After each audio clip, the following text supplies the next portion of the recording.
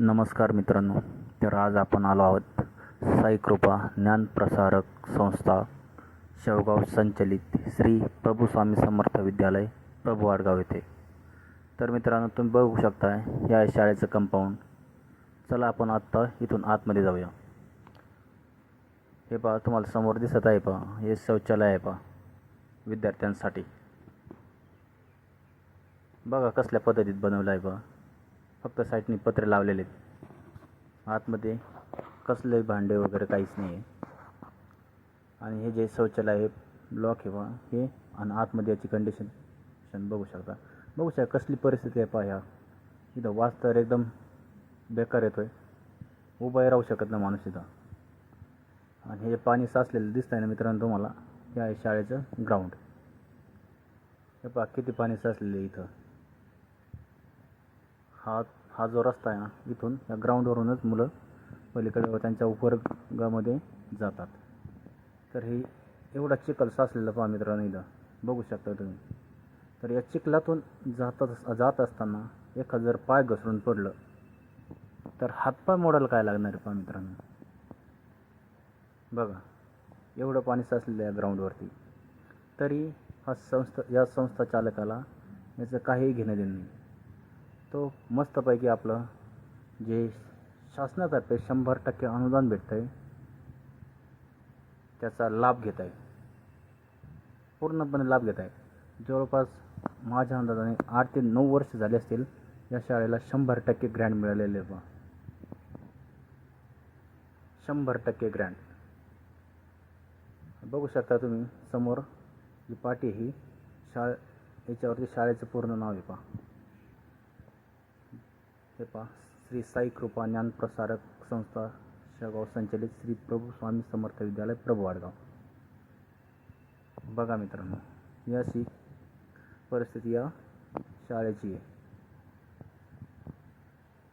आणि हे जे तुम्हाला शाळेचं बांधकाम दिसत आहे ना, तर या शाळेचं बांधकाम जवळपास 2003 साली झालेलं आहे. म्हणजे आज चालू 2025, म्हणजे जवळजवळ 22 वर्ष झाले.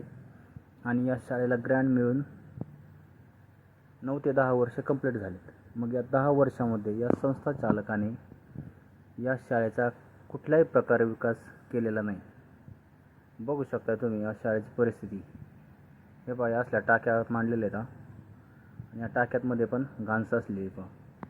एवढी घाण आहे की नाही, त्याच्यामध्ये आळ्या झाल्यात, जंतू झाले त्याच्यामध्ये. आणि त्या जंतूचं मच्छर पण आहे त्याच्यामध्ये. जर मच्छर आता चावत नाहीत असं तर भाग नाही, चावतच असतील. याच्यामुळेच मुलांना डेंग्यू मलेरिया यांसारखे आजार वाढत आहेत. हे पहा मित्रांनो, हे आहे ते बांधकाम शाळेचं.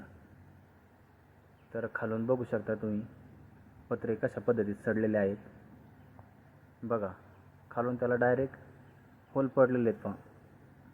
अलीकडून सहज काही पण जंगली जनावर वगैरे काही पण आत जाऊ शकते पहा. या दरवाजाचं एक ठिकाणी तर पत्रा पण फाटलेला आहे. हे पहा खालून या पद्धतीने. याच्यामधून खालून साप वगैरे काही जाण्यासाठी काहीच अडचण नाही. तुम्हाला दिसलं असेल मित्रांनो तिथं दरवाजापाशी पत्रा फाटलेला. आणि आता आपण जाऊ इकडं मुलींसाठी जे शौचालय बनवलं आहे तिकडं. हे पहा, जाण्यासाठी किती बेकार रस्ता आहे पहा. बघा आता तुम्ही मला सांगा, याच्या आतमध्ये सुविधा किती भारी असेल. इमॅजिन करा तुम्ही. मी सांगतो, याला साधा दरवाजासुद्धा नाही आहे. आतमधले भांडे वगैरे ते तर जाऊच द्या, पण याला बाहेरचा दरवाजासुद्धा नाही, जेणेकरून आतमध्ये गेले असेल तर दरवाजा लावून आतमध्ये जाता येईल. बघा फक्त 2 विटा मांडलेल्या आहेत बस. याच्या व्यतिरिक्त इथं काहीच नाही. झालं मुलींसाठी शौचालय. बघा काय प्रगती असेल या शाळेची. बघा